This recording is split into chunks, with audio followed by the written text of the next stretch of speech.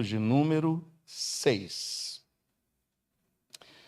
Primeiro livro de Samuel, capítulo 1, versículos 1 até o versículo de número 6.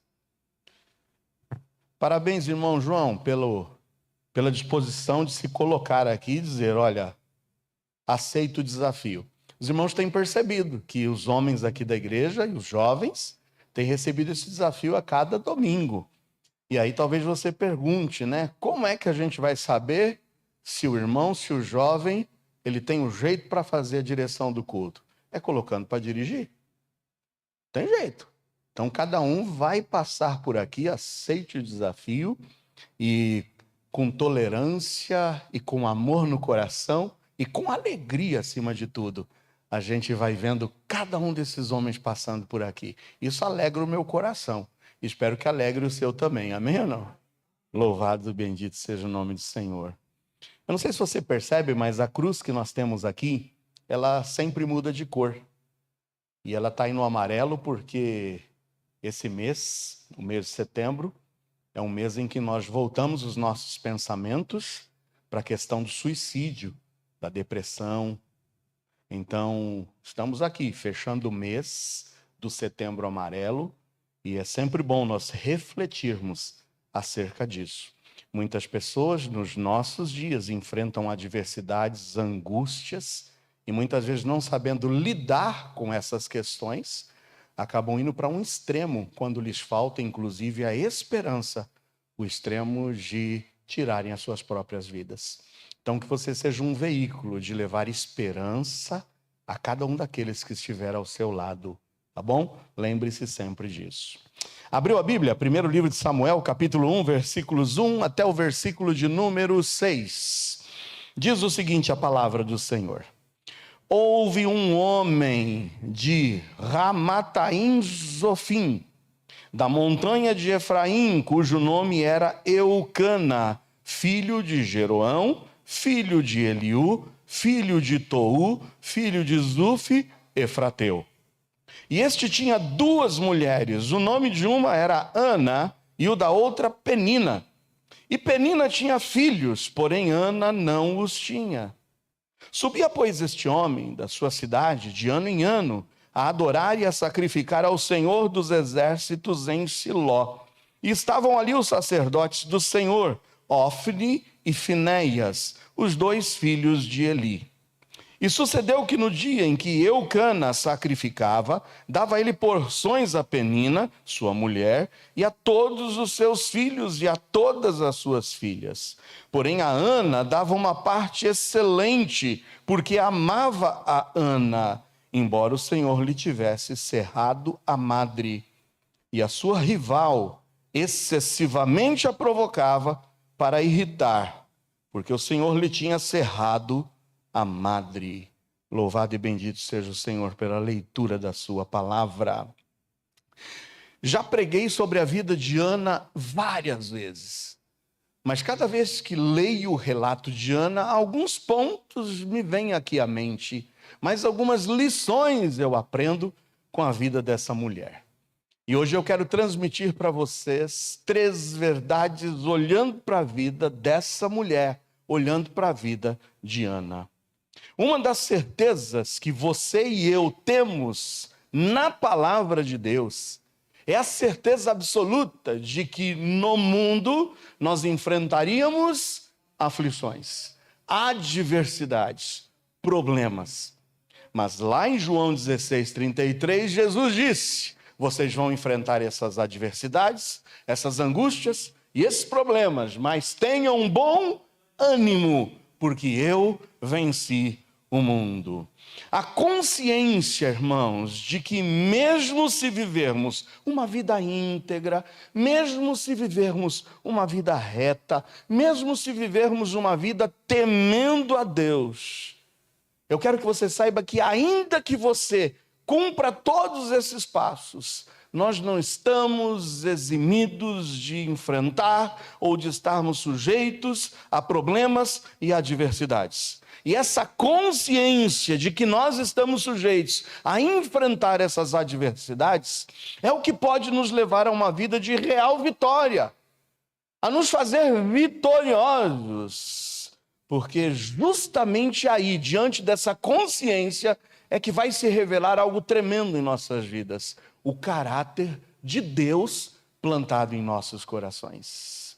Ah, meus amados irmãos, quando nós descobrimos que podemos passar por adversidades, isso vai contra a mensagem dos nossos dias, as mensagens triunfalistas, as mensagens que embebedam o nosso ego. Nós amamos ouvir os coachings dos nossos dias dizendo que nós podemos tudo, de que nós somos tudo o que nós desejarmos, de que nós somos o docinho de coco de Deus, de que nós somos aquele por quem Deus tem uma caída. A gente gosta de ouvir essas mensagens, mas a palavra de Deus vai na contramão dessas mensagens. E quando nós nos conscientizamos de que ainda que temamos a Deus, ainda que vivamos uma vida íntegra, ainda que vivamos uma vida reta, estamos sujeitos a enfrentar problemas, é aí, meus amados irmãos, que nós descobrimos que nós podemos até viver sem as bênçãos de Deus, porque o que nós não conseguimos viver é sem Deus, sem o Deus das bênçãos, amém ou não? O que é mais importante para nós não são as bênçãos, mas é o Deus das bênçãos. Então hoje eu quero olhar para a vida dessa mulher, porque esse texto nos apresenta uma mulher que enfrentou adversidades, mas que em meio a todas essas adversidades apresentou resiliência, e assim ela foi recompensada, e recompensada por sua perseverança, recompensada por sua fé, recompensada por sua vida de caráter. O que Deus mais almeja é olhar para dentro de você e de mim e encontrar uma vida de caráter.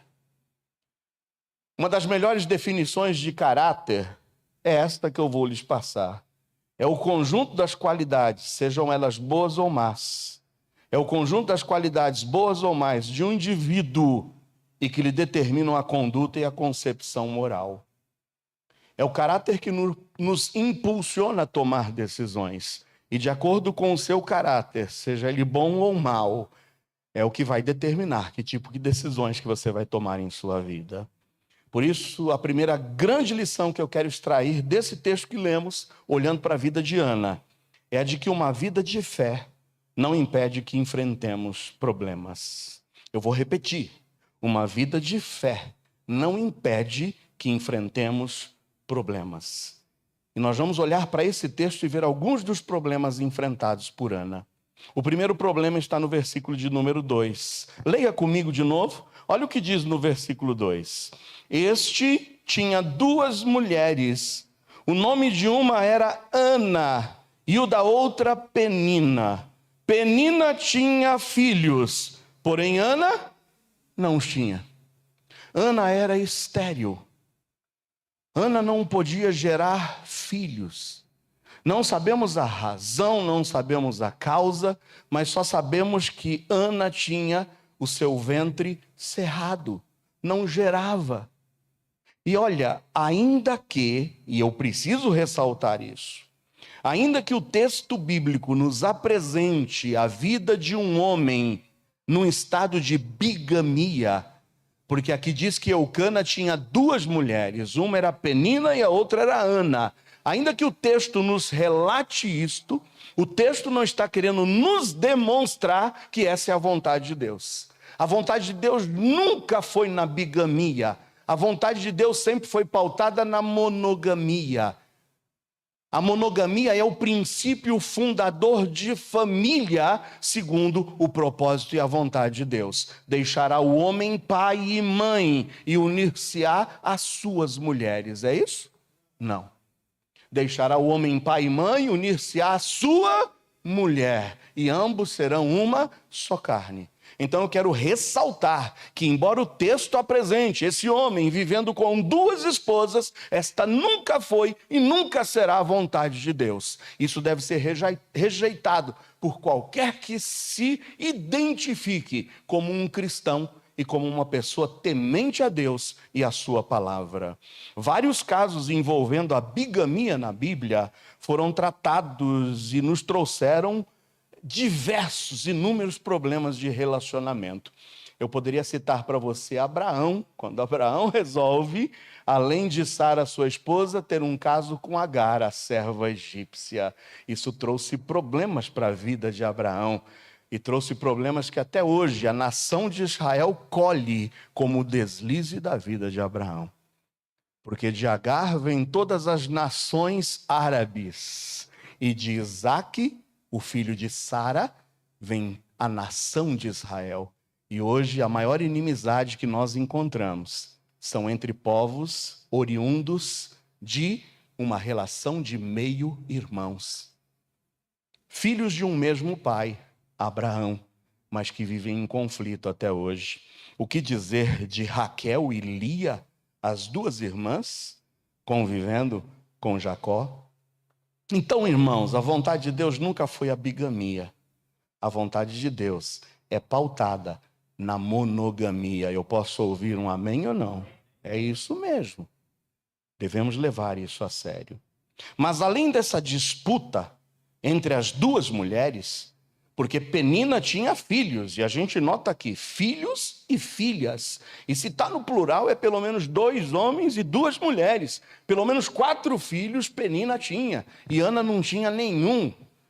Então nós vemos aqui um conflito, nós vemos aqui uma briga, nós vemos aqui uma disputa entre essas duas mulheres.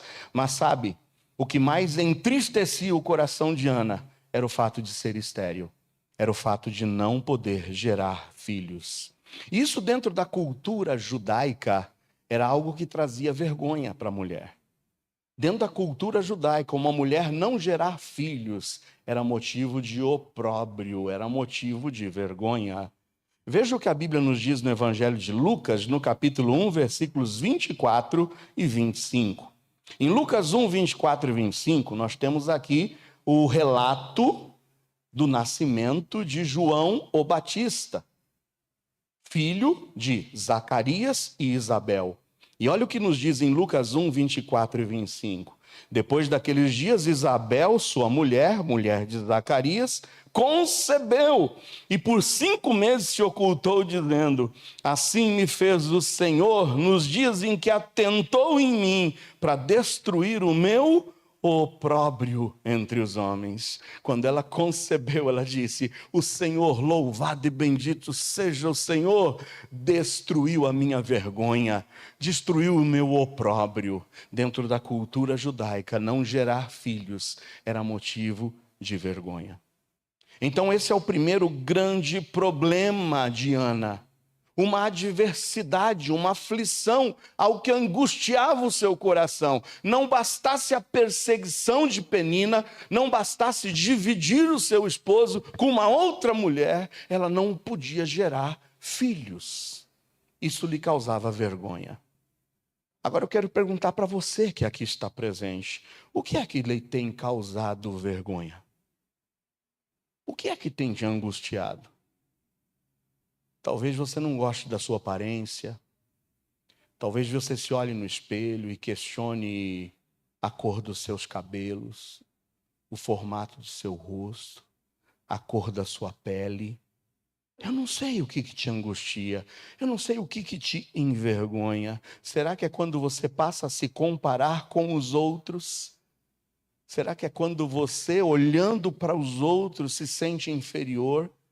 O que é que te angustia? A sua incapacidade, aquelas palavras que sempre são lançadas para ti, de que você é um zero à esquerda, de que você não vai conseguir, de que muda de carreira, porque esse aí não é, sabe, o seu dom, isso não é a sua vocação.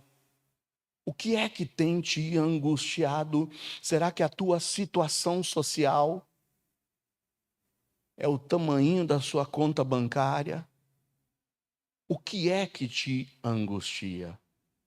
Porque Ana era angustiada por um problema pessoal, por uma situação sobre a qual ela não podia fazer nada. Ah, Ana tinha um problema. ela era estéril. Mas, em segundo lugar, Ana era provocada, e provocada em virtude da sua condição. Então imagine você tem algo que você não gosta em você tem algo que te torna pequeno, você tem algo que quando você se olha no espelho, você não gosta. Agora imagina você ainda ser provocado por essa sua incapacidade. Ela era provocada, no versículo 6 diz, a sua rival excessivamente a provocava. A Penina, que tinha filhos, olhava para Ana, que não os tinha, e excessivamente a provocava, e com uma intenção: irritá-la. Irritá-la. Tudo porque o Senhor lhe tinha cerrado a madre, e ela não conseguia gerar filhos.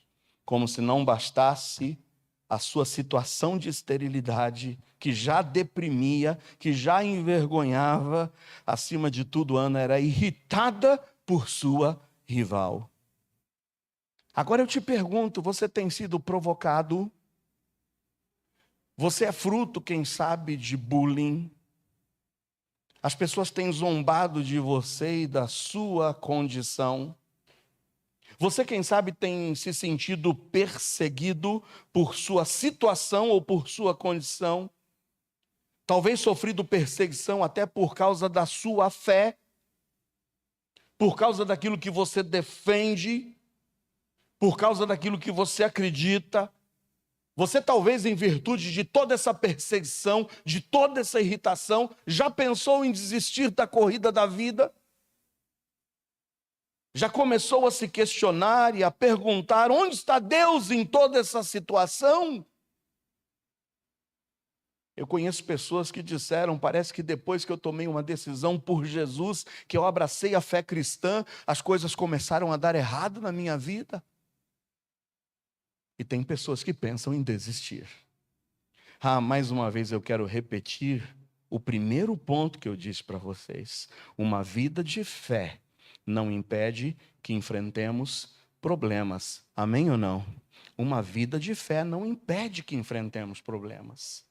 Ana era estéril. Ana tinha uma condição física que a tornava uma pessoa deprimida. E eu não sei qual é a tua condição que tem te angustiado e tem te entristecido.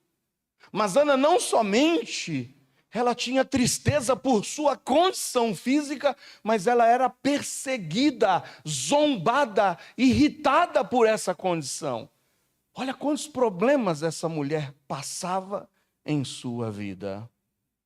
Mas em terceiro lugar, Ana não somente tinha o seu problema físico, Ana não somente sofria bullying pelo seu problema físico, mas Ana também foi julgada e incompreendida. E julgada e incompreendida por alguém que deveria, quem sabe, motivá-la. Pegando lá no primeiro livro de Samuel, no capítulo 1, e indo alguns versículos para frente, olha o que diz a partir do versículo de número 12. Em primeiro livro de Samuel, que é o texto base, no capítulo 1, a partir do versículo 12.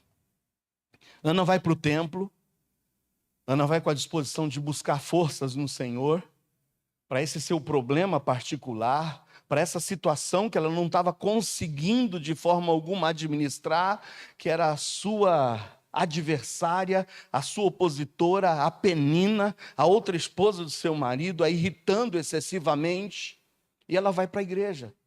Ela diz: quem sabe lá eu encontro um pouco de paz para o meu coração. E no versículo 12 diz que sucedeu que, perseverando ela em orar perante o Senhor, Eli observou a sua boca. Quem era Eli? O sacerdote. Quem era o Eli? Era o líder dali do templo. E o Eli estava observando, e Ana ali, angustiada, com seu coração pesado, conversando com o Pai Celeste, somente balbuciando, abria sua boca num cantinho escorado em uma das colunas do templo. No versículo 13 diz que Ana no seu coração falava e só se moviam seus lábios, porém não se ouvia a sua voz, pelo que Eli a teve por embriagada. Você consegue imaginar a vida dessa mulher? Já não bastasse o seu problema, a sua esterilidade, já não bastasse a sua tristeza, a sua angústia por carregar essa sua incapacidade. Como se não bastasse ela ser zombada, provocada, irritada excessivamente por sua opositora, ela vai buscar refúgio no templo, e o que ela encontra no templo? Um sacerdote que olha para ela e diz: está embriagada, está bêbada. Porque de tão angustiada que ela estava, não saía nem palavras da sua boca. Era o seu choro, era a sua angústia, era o seu clamor.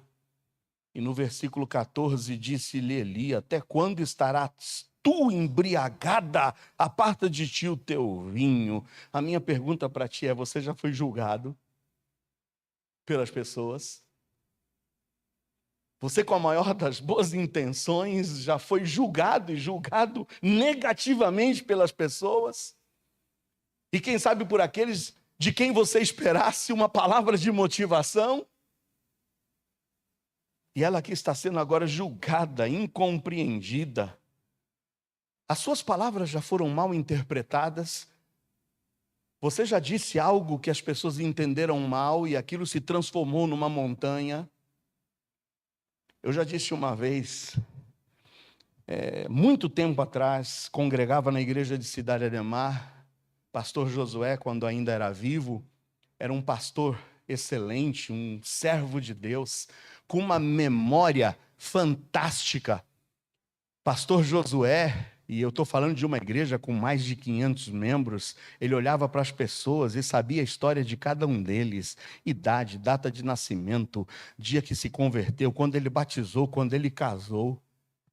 E o pastor Marcelo, quando veio ajudá-lo no pastorado da igreja, um dia estava lá no púlpito e foi pregar e disse: olha, eu admiro muito o pastor Josué, porque ele tem uma memória fantástica. Olha, parece que ele tem um chip na cabeça. Ele falou um chip. Você sabe o que é um chip? Uma memória? Uma memória eletrônica, uma memória de informática, uma memória onde se grava vários dados. E ele disse isso. Parece que pastor Josué tem um chip na sua cabeça. Alguém ouviu mal. Essa pessoa não somente se afastou da igreja, como começou a fomentar fofoca na igreja. Dizendo: como que pode um pastor desse não respeitar a irmã Sinira, a esposa do pastor Josué? O que aconteceu? E começou a fomentar. Sabe aquela fofoquinha de chegar nas casas, de começar a falar o que ele interpretou errado? E aí as pessoas admiradas falaram: o que o pastor Marcelo fez? Você não viu o que ele disse no domingo passado? Ele disse que o pastor Josué tem um chifre na cabeça. Como é que ele diz que a esposa dele botou um chifre na cabeça do pastor Josué? A pessoa ouviu mal e a pessoa saiu espalhando o boato. E vocês imaginam o estrago que ele já tinha feito em pessoas que acreditaram no que ele disse como se fosse verdade? Você já foi incompreendido? Você já foi mal interpretado? Já levantaram um falso testemunho contra você? Irmão, Cida vai se lembrar de uma ocasião. Minha filha mais velha, Thaís, pela primeira vez resolveu mudar a cor do seu cabelo. Não somente cortou o cabelo, fez um corte diferente e pintou o cabelo de loiro. E naquele dia eu fui buscar minha filha no trabalho. E passamos no shopping para a gente comer um lanche. Não vou falar o nome da lanchonete para não fazer aqui merchan. Não vão me pagar nada, mas passei lá no shopping. Nem digo qual shopping, nem qual a lanchonete. Mas aí eu estava lá. Irmãos, enquanto eu estava lá comendo com a minha filha um sanduíche, já tinha gente ligando para minha esposa. Falando: irmã Cida, irmão Joel está aí? Não, não está não. Eu vi ele no shopping com uma loira. Quem era a loira, irmãos? A minha filha. Oh, em nome de Jesus. Aqui a gente está vendo 3 problemas. E sabe, eu quero dizer para você que é cristão. Tem cristão aqui? Tem. Tem filho de Deus aqui? Tem gente que já se decidiu por Jesus, achando: a minha vida vai mudar e vai ser 1000 maravilhas. eu quero dizer que uma vida de fé não impede você de enfrentar problemas. Aí você diz amém ou não? Vai passar por problemas. Talvez tenha algo em você mesmo que você não goste. Talvez as pessoas zombem de você por causa dessa sua característica. Mas talvez tenham pessoas se levantando para te julgar, para levantar falso testemunho, para distorcer as coisas que você tem dito. Então, meus amados irmãos, o que fazer diante de uma situação como essa? A forma como a gente reage, e esse é o segundo ponto, porque o primeiro eu disse, uma vida de fé não impede a gente de enfrentar problemas. Só que esses problemas vêm, a gente os enfrenta, sabe para quê? Os problemas revelarão nosso caráter. Repito de novo, os problemas revelarão nosso caráter. Lembra o que é caráter? Eu disse para vocês que caráter é o conjunto das qualidades, sejam boas ou más, de um indivíduo e que lhe determinam a conduta e a concepção moral. É a forma como reagimos diante dos problemas, que vai espelhar exatamente como o nosso caráter foi construído.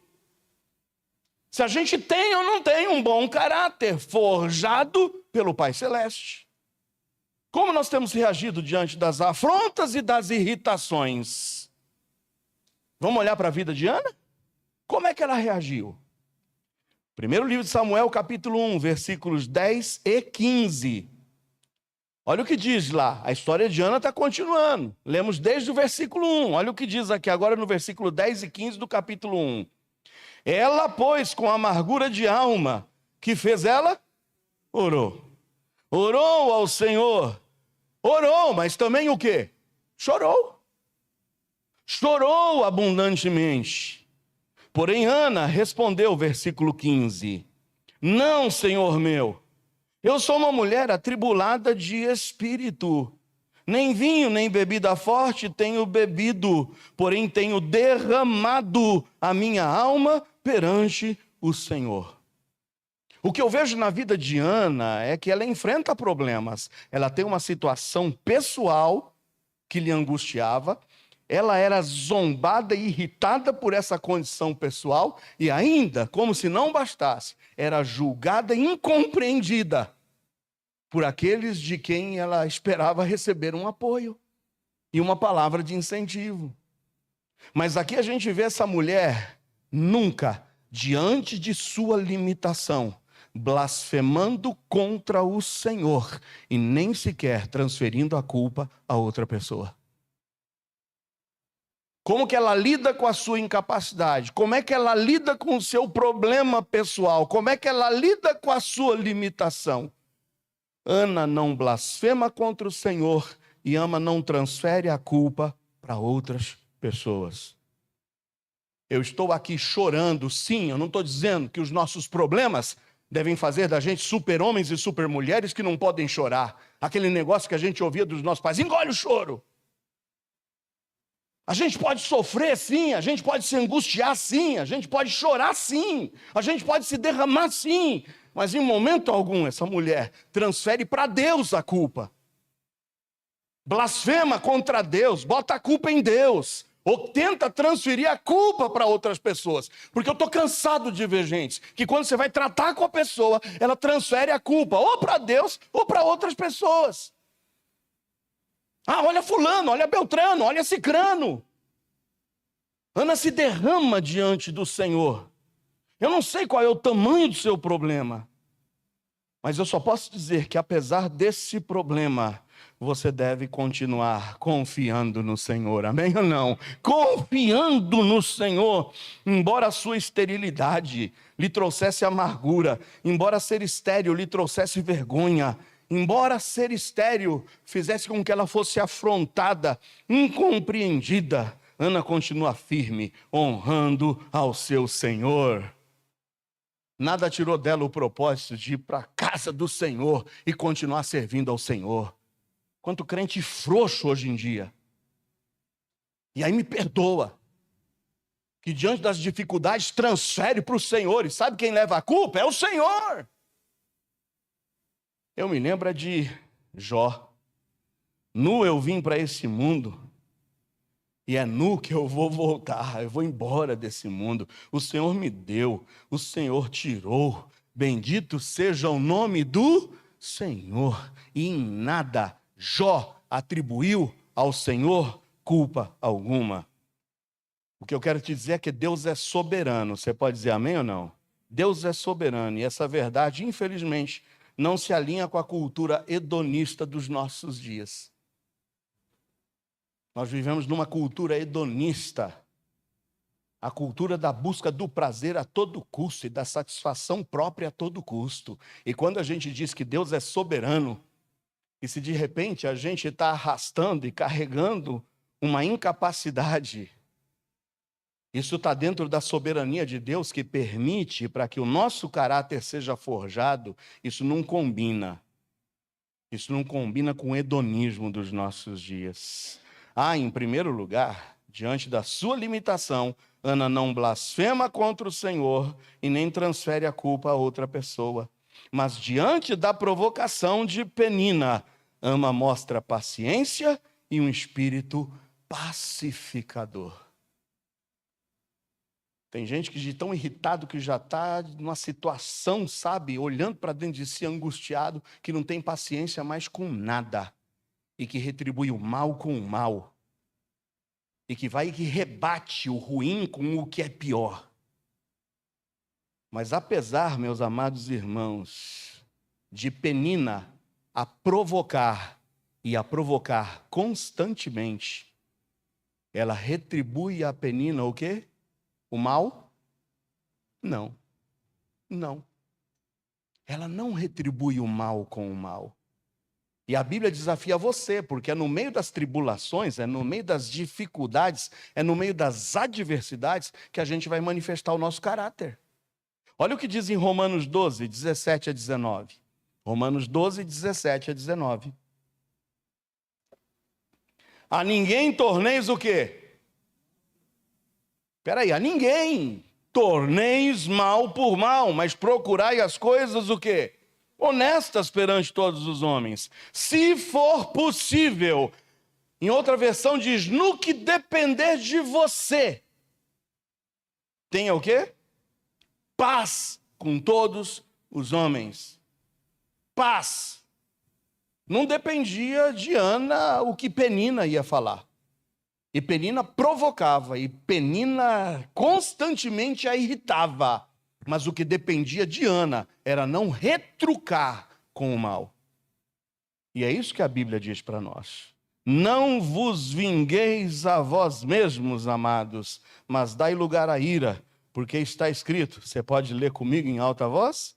Minha é a vingança, eu recompensarei, diz o Senhor. Amém ou não? Meus amados irmãos, eu disse em primeiro lugar para vocês, e o nosso primeiro ponto foi, uma vida de fé não impede que enfrentemos o quê? Problemas. Ana tinha problemas? Tinha. Um problema particular e pessoal, a sua esterilidade. Mas como se não bastasse, Ana era provocada, irritada constantemente em virtude dessa sua condição. Bullying, é isso mesmo. Irritação constante. Mas como se não bastasse, ela vai buscar abrigo, uma palavra de consolo, vai se derramar diante do Senhor. E ela é o quê? Julgada, mal interpretada. Mas no meio de todas essas dificuldades que Ana passou, eu disse para vocês que os problemas têm um propósito, revelar o nosso caráter. Lembra? O caráter é a forma como a gente vai reagir, vai determinar a nossa conduta, vai determinar a nossa concepção moral. Diante da sua limitação e o problema pessoal que ela tinha, ela não atribui ao Senhor culpa. Ela não transfere a culpa aos outros. Eu estou nessa situação por causa de Penina. Penina é a culpada porque me irrita. Não. Ela derrama-se diante do Senhor porque ela sabe que Deus é soberano. E se tem alguém que a gente tem que se derramar, confessar e se abrir, esse alguém é Deus. E ela faz isso. Mas em segundo lugar, nós vimos também que diante da provocação de Penina, Ana demonstra um caráter forjado por Deus, porque ela demonstra paciência e um espírito pacifista, pacificador. ela não paga o mal com o mal. Ela não vai pelo olho por olho, pelo dente por dente. E sabe, meus amados irmãos, eu quero que você saiba que as adversidades não tornam os homens nem melhores, nem piores, mas as adversidades simplesmente vão revelar como eles são. Na hora do problema, o problema não vai te fazer pior ou melhor. O problema é a adversidade, só vai revelar quem você é. Quem você é. E a pandemia revelou o que muitos carregavam no seu coração. A pandemia levou muitos que nunca mais voltaram. Ana nos ensina que é possível desprezar as afrontas. Ana nos ensina que as adversidades revelam a nós e aos outros o nosso caráter. Mas também, Ana não retrucou o julgamento vindo da parte de Eli. Mas é interessante, né? Porque a gente, às vezes, diante de julgamento, diante de alguma palavra que as pessoas nos feriram, diante de um juízo, de um mal entendido, a gente quer ir com 5 pedras na mão. Mas olha, Ana não retrucou o julgamento que veio da parte de Eli, do sacerdote. Mas o tratou com o quê? Com brandura. Normalmente temos a disposição de retrucar o julgamento que fazem de nós. Às vezes tentamos nos justificar, como eu já disse, jogando a culpa nos outros, desviando a culpa para os outros. Ana, com calma, com equilíbrio, embora estivesse angustiada, explicou a Eli a sua situação. Primeiro livro de Samuel ainda, no capítulo 1, versículos 15 e 16. Olha o que diz o versículo 15 e 16. Porém, Ana respondeu: não, senhor meu. Ela, embora tenha sido julgada por Eli, ela continua o respeitando e vai para ele e diz: não, senhor meu, eu sou uma mulher atribulada de espírito. Eu não tomei vinho, nem bebida forte tenho bebido, porém tenho derramado a minha alma perante o Senhor. Não tenhas, pois, a tua serva por filha de Belial, porque da multidão dos meus cuidados e do meu desgosto tenho falado até agora. O Senhor me compreendeu mal, o Senhor não entendeu muito bem. E é de uma forma pacífica, de uma forma branda, que ela explica o mal entendido por parte de Eli. Eu li uma frase de Horácios. Horácios dizia: a adversidade desperta em nós capacidades que, em circunstâncias favoráveis, teriam ficado adormecidas. Sabe, eu quero te dizer, muitas vezes a gente está pedindo paciência a Deus. Ó Deus, me dê paciência. Como é que a gente vai descobrir se a gente é paciente? É passando por o quê? Por tribulação. Como é que a gente testa se a gente tem paciência? É vindo a bordoada. É vindo a situação difícil. Para a gente saber se de fato seremos ou não pacientes. Por isso que a adversidade, mais uma vez repito, desperta em nós capacidades que em circunstâncias favoráveis teriam ficado adormecidas. Eu nunca vou saber se eu tenho paciência se eu não enfrentar uma dificuldade, para que a minha paciência seja testada. Diante disso, devemos louvar a Deus, sabe? Porque as adversidades são instrumentos para gerar em nós maturidade.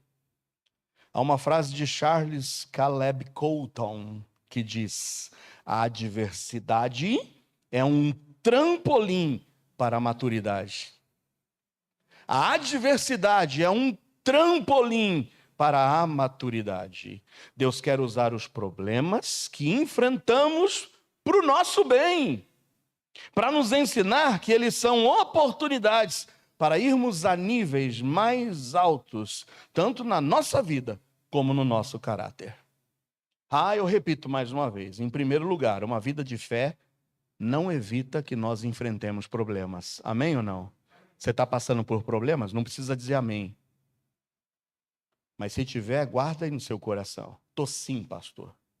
enfrento dificuldades, tenho um problema pessoal meu, tenho sido zombado, perseguido, a situação não está fácil, pastor. As pessoas têm me julgado, tenho sido mal interpretado, tenho sido incompreendido. Em segundo lugar, eu quero te dizer que essas adversidades são uma ferramenta da parte de Deus para gerar em você maturidade. Para revelar diante dos homens e para você mesmo como foi forjado o seu caráter.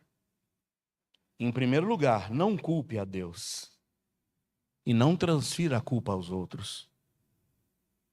Pare de blasfemar contra Deus, pare de murmurar contra Deus e pare de despejar a culpa nas outras pessoas. Tenha cuidado, não responda às afrontas. O Senhor está te dando a adversidade como um trampolim para a tua maturidade, para que você possa de fato crescer no Senhor. Essas experiências estão gerando em você a paciência. Agora, se tiver que esclarecer alguma coisa, não vá com 5 pedras nas mãos. Eis que a palavra dura suscita o quê? Mas a palavra branda espanta, desvia o furor. Palavras brandas. E por último eu encerro dizendo que Ana nos ensina a como chegar ao nível que Deus quer que você chegue, que eu chegue, para que nós possamos lidar com os nossos problemas. Já que Ana nos dá a lição de que mesmo sendo piedosos, enfrentaremos problemas, e que esses problemas têm uma finalidade, revelar o nosso caráter, nos impulsionar para uma vida de maturidade. Como é que eu posso, então, reagir positivamente diante dessas circunstâncias? Então, o primeiro passo é: devemos buscar refúgio no Senhor. Eu repito mais uma vez: devemos buscar refúgio em quem? No Senhor. No primeiro capítulo de Samuel, que é o texto base, no versículo 7... diz o seguinte: assim fazia ele de ano em ano, sempre que Ana subia à casa do Senhor. A outra o quê? A irritava. Por isso chorava e não comia.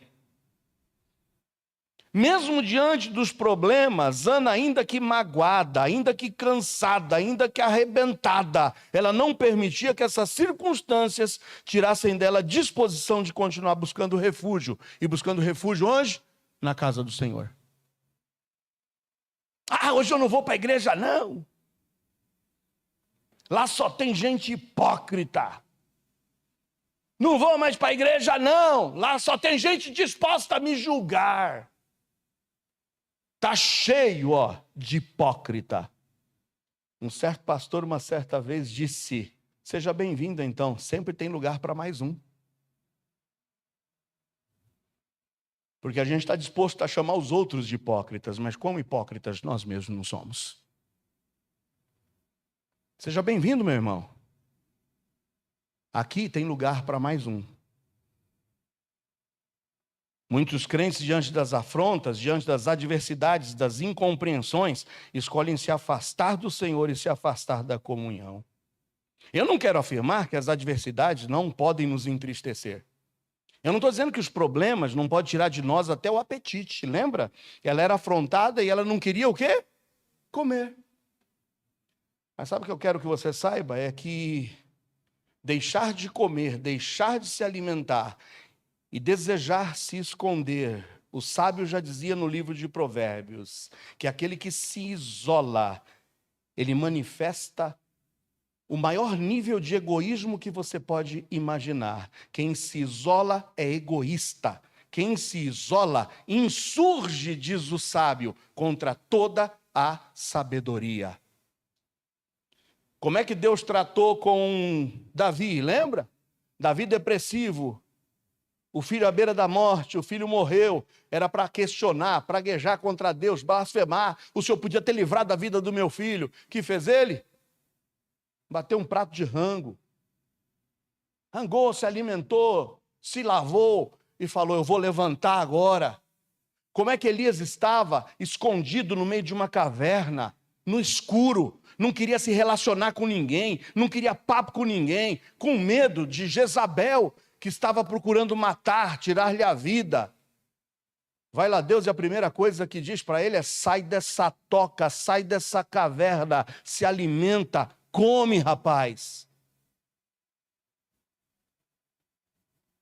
E sabe como que a gente pode sair dessa situação de depressão, essa situação de se entregar, essa situação de não querer mais viver?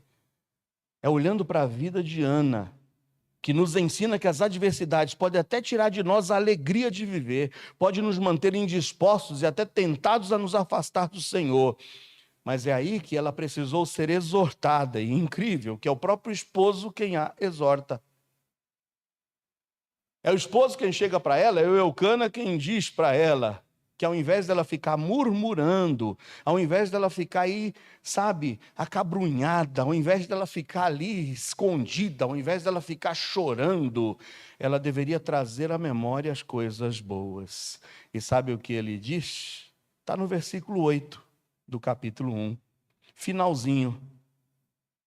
Ana, por que choras? Por que não comes? Porque está mal o teu coração? Não sou eu melhor do que 10 filhos? Por que você está chorando por não ter um filho? Lembra, ela recebia da parte do esposo porção dobrada, mais do que Penina recebia. Ele dizia: eu te amo, meu amor. Para mim não importa se você tem ou não filhos, mas eu te amo.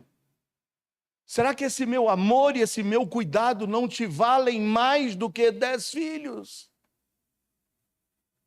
Eu quero te exortar hoje, a você que está aí murmurando no teu cantinho, amargo que nem limão, reclamando da vida, dos teus defeitos, dos teus problemas, jogando a culpa nos outros, disposto a se afastar do Senhor, respondendo simplesmente com amargura para aqueles que te perguntam, tratando não com brandura, mas com agressividade, com violência.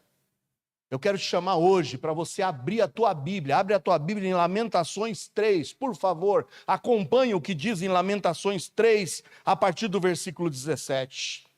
Sublinha isso e tenha isso como uma lição da tua vida. O Senhor quer nos levar a níveis mais altos de maturidade. Em Lamentações 3, 17 a 20, dá uma olhada no Jeremias. Olha o papo do Jeremias.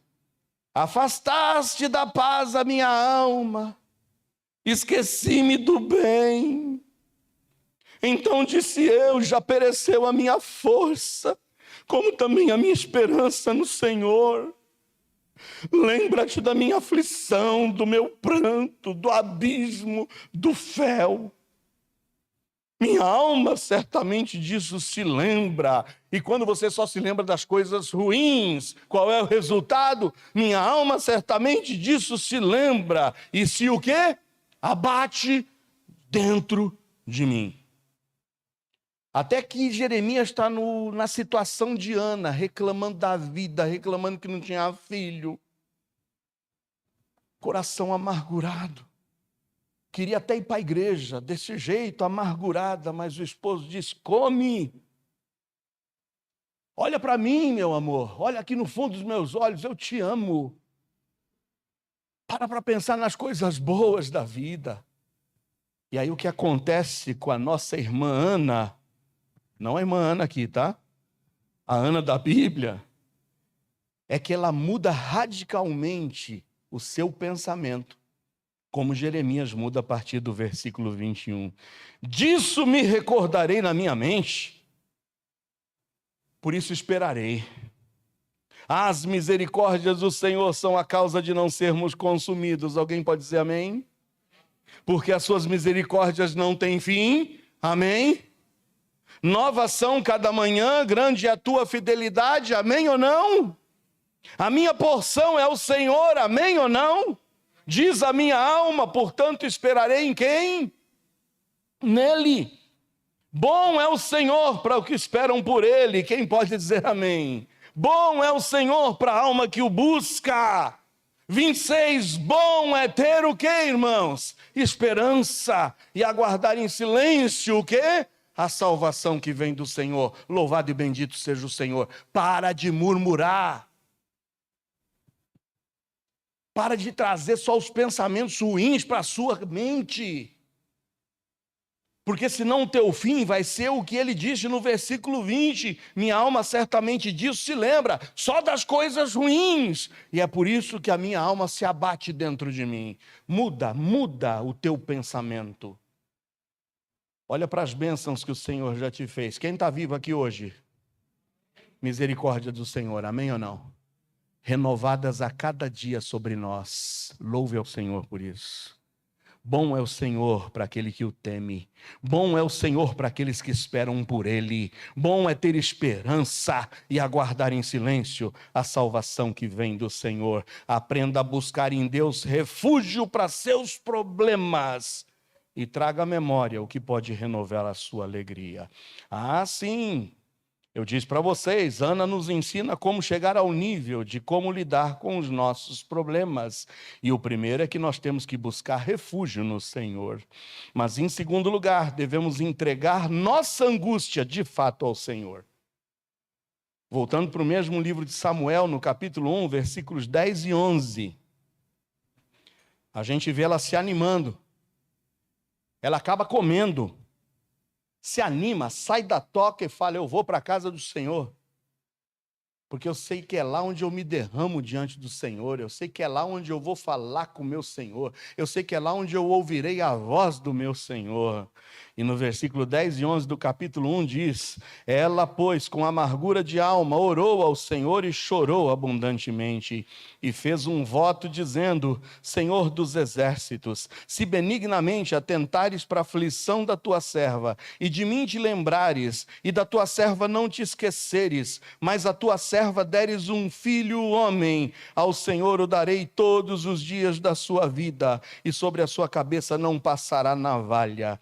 Ela estava dizendo aqui agora, por que que eu quero um filho?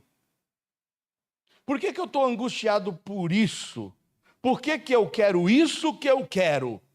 Você precisa ter coragem de dizer. Por que que isso tanto está te angustiando? Por que tanto você deseja isso que você diz que não consegue viver sem isso? Por que que você está indo contra tudo e contra todos desejando isso? Tem coragem de dizer para o Senhor? Porque o começo da mudança do cativeiro de Ana se dá quando ela submete agora a Deus o seu desejo. Eu não quero isso para o meu agrado, mas eu quero isso para que o Senhor seja glorificado. Ana derrama a sua alma diante do Senhor, chora e faz o seu voto, deixando claro que seu desejo não era para o seu deleite, mas para a glória de Deus. Se a tua serva deres um filho homem, ao Senhor o darei todos os dias da sua vida. O Senhor me dá e eu te devolvo. O Senhor me dá e eu dou para o Senhor. Consegue se lembrar de Abraão um pouco nessa história? Abraão recebe do Senhor ali a promessa de um filho lá por volta dos seus 75 anos de idade. O filho vai nascer quando ele estava com 100. 25 anos esperando o filho, e depois que o filho nasce, que o menino está sendo ali cuidado, o que que Deus diz para ele? Dá o seu filho para mim? O que que é mais importante para você, Abraão? O seu filho ou eu? Enquanto você não tiver coragem de dizer que você está sofrendo por isso que você quer, simplesmente para o teu deleite e não para a glória de Deus, o teu cativeiro não vai mudar. É legítima a sua angústia? Por que você quer o que você quer? O seu desejo é para a glória de Deus ou o seu desejo é para o seu deleite? Olha o que diz em Tiago 4, 1 a 3. Tiago 4, 1 a 3. De onde vêm as guerras e pelejas entre vós? Porventura não vem disso? A saber dos vossos o quê? Deleites que nos vossos membros guerreiam cobiçais e nada tendes, matais e sois invejosos, e nada podeis alcançar, combateis e guerreais e nada tendes. Por quê? Porque não pedis. Na realidade, pedis e não recebeis, porque pedis mal. Tudo que vocês pedem é para o gastardes em vossos deleites. Tem gente sofrendo e se angustiando porque deseja algo para satisfazer o seu ego e está sofrendo por isso, porque você quer ter o que você tanto deseja ter. Por isso, meu amado, hoje, submeta-se ao Senhor. Considera se isso que você tanto deseja e que isso tem te levado para um estado de angústia é de fato para a glória de Deus. Deus vai ser glorificado. Se Deus te der isso que você tanto quer, Deus vai ser glorificado ou é para a tua glória e para o teu deleite? Porque se você estiver disposto hoje a fazer um voto para o Senhor e dizer, ó Deus, para mim o mais importante não é as bênçãos de Ti, não são as bênçãos de Deus, mas para mim o mais importante é o Deus, ainda que seja sem as bênçãos. Amém. Cumpra os seus votos diante do Senhor. Esteja disposto a cumprir os seus votos diante do Senhor. Quantos não se achegam a Deus na hora da necessidade? Se achegam a Deus na hora do buraco? Se achegam a Deus na hora que a coisa está indo, sabe, por água abaixo? Se achegam somente nesse momento a Deus, mas depois que recebem a bênção, ó, vapt-vupt, se afastam de Deus. Vão embora, porque na realidade só queria aquilo para satisfazer o seu deleite, o seu desejo. Em 1 Samuel 1, 20 a 28, olha o que a Bíblia diz. 1 Samuel 1, 20 a 28, e nós nos encaminhamos para o final. E sucedeu que, passado algum tempo, Ana concebeu e deu à luz um filho. O que tanto ela queria? Um filho. E chamou o seu nome Samuel, porque dizia ela, o tenho pedido ao Senhor. Pula para o versículo 22 agora. Quando o menino for desmamado, então o levarei para que apareça perante o Senhor, e lá fique para sempre. Lembra? Senhor, se tu me deres um filho, o Senhor me dá e eu te dou. Eu quero ter o que te ofertar. Eu quero ter o que te dar. E ele vai ser consagrado e dedicado ao Senhor. 24. E havendo-o desmamado, tomou-o consigo com 3 bezerros, um efa de farinha, um odre de vinho, levou-o à casa do Senhor, em Siló, e era o menino ainda muito criança. 25. Degolaram um bezerro, trouxeram o menino a Eli. 26. Disse ela, meu Senhor, viva a tua alma, meu Senhor. Eu sou aquela mulher que aqui esteve contigo para orar ao Senhor. Por esse menino orava eu, e o Senhor atendeu a minha petição, que eu lhe tinha feito. Por isso também ao Senhor eu o entreguei. Por quanto tempo? Por todos os dias que viver, pois ao Senhor foi pedido. E que fez ela? Adorou ali ao Senhor. Amém ou não? Ela não tinha filhos e era angustiada. Deus lhe deu um filho. Ela deu o filho a Deus. E agora estava angustiada? Não. Estava adorando ao Senhor. Louvado e bendito seja o Senhor. Com Ana hoje aprendemos que uma vida de fé não impede que enfrentemos problemas. Mas com Ana aprendemos que os problemas revelarão o nosso caráter. Mas hoje também aprendemos com Ana que ela nos ensina como lidar com os nossos problemas. Como? Buscando refúgio no Senhor. Jamais se afaste do Senhor. Como? Entregando a nossa angústia ao Senhor. E como? Cumprindo os nossos votos ao Senhor. Não seja aquele que promete só para ter e quando Deus lhe dá, vaza. Eu concluo hoje dizendo que uma das certezas que nós temos na palavra de Deus é de que no mundo nós teríamos aflições. Mas nós deveríamos ter bom ânimo, porque como Cristo venceu, nós também venceríamos. A consciência de que se vivermos uma vida íntegra e reta, sendo tementes a Deus, e que mesmo assim estamos sujeitos a enfrentar problemas e adversidades, é isso Essa consciência que pode nos levar a uma vida de real vitória e uma vida de realização, pois é justamente aí que revelamos o caráter de Deus em nossas vidas. E quando revelamos o caráter de Deus em nossas vidas, nós seremos recompensados. O último texto, e com isso eu encerro a mensagem de hoje. Capítulo 2 agora de 1 Samuel, versículos 18 a 21. Ela devolveu o filho ao Senhor. E qual foi o resultado? Quando a gente chega no estágio em falar, Senhor, eu não quero pedir isso para o meu deleite. Eu não quero pedir isso pelo meu egoísmo. Eu não quero pedir isso para a minha satisfação. Eu não quero pedir isso só para esfregar na cara dos outros. Eu não quero pedir isso só para simplesmente ostentar diante dos outros. Mas eu estou te pedindo isso para que o teu nome seja glorificado. E quando a gente chega a esse ponto de entregar de fato a nossa angústia ao Senhor, para que Ele seja glorificado. Olha o resultado em 1º livro de Samuel 2, 18 a 21. Porém Samuel ministrava perante o Senhor, um menino, o filho de Ana, sendo ainda jovem, vestindo com um éfode de linho. E sua mãe lhe fazia uma túnica pequena, e de ano em ano lhe trazia, quando com seu marido subia para oferecer o sacrifício anual. Ela continua fiel ao Senhor, ela continua cumprindo seus propósitos com Deus. Já não é mais uma mulher angustiada, mas é uma mulher realizada.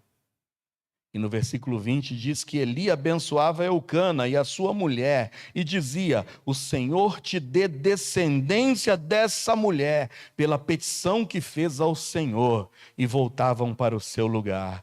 E louvado e bendito seja o Senhor. Olha o que diz o versículo 21. Visitou, pois, o Senhor a Ana. E o que aconteceu com Ana? Concebeu. Deu à luz, uau! A estéril, a perseguida, a zombada, a humilhada, a que era irritada, mas que se manteve fiel ao Senhor, não transferindo a culpa a Deus e nem aos homens, não respondendo de forma áspera, não sendo bruta, não pagando mal com mal, mas sendo generosa, bondosa. Esclarecendo até o que não precisaria ser esclarecido com brandura. Sofrendo sim, mas disposta a continuar fiel ao Senhor. Sabendo que é o Senhor quem dá, é o Senhor quem tira e que o nome do Senhor deve ser bendito em nossa vida. Levando a sua angústia ao Senhor, estando disposta a não trocar o Senhor por bênção nenhuma. Eu posso viver sem a bênção de Deus, mas eu não posso viver sem o Deus das bênçãos. E quando ela entrega o seu desejo ao Senhor, o Senhor a galardoa. O que ela pediu e que devolveu ao Senhor se transforma em 3 filhos. E 2 filhas. E o jovem Samuel, que ela consagrou ao Senhor, crescia diante do Senhor. Onde é que você tem errado? Quantas vezes você tem fracassado? Quantas vezes você já fez as promessas para o Senhor e não cumpriu? Quantas vezes você atribuiu ao Senhor as culpas e as limitações que são devidas a você mesmo? Quantas vezes você está transferindo a culpa para os outros? Quantas vezes você está tentando se escorar nos outros? Responda hoje com sinceridade. Por que você quer o que você diz que quer? Por que você está lutando, indo contra tudo e contra todos para ter o que você quer? É só para o seu deleite? É só para o seu desejo? É só para jogar na cara dos outros? Entrega ao Senhor o que é dele. Cumpra os seus votos ao Senhor. Porque o Senhor recompensa aquele que cumpre os seus votos. A que não tinha nada, teve o que entregar ao Senhor E ainda lhe sobrou 3 filhos e 2 filhas. E o nome do Senhor foi glorificado. Em nome de Jesus. Amém. Fecha seus olhos.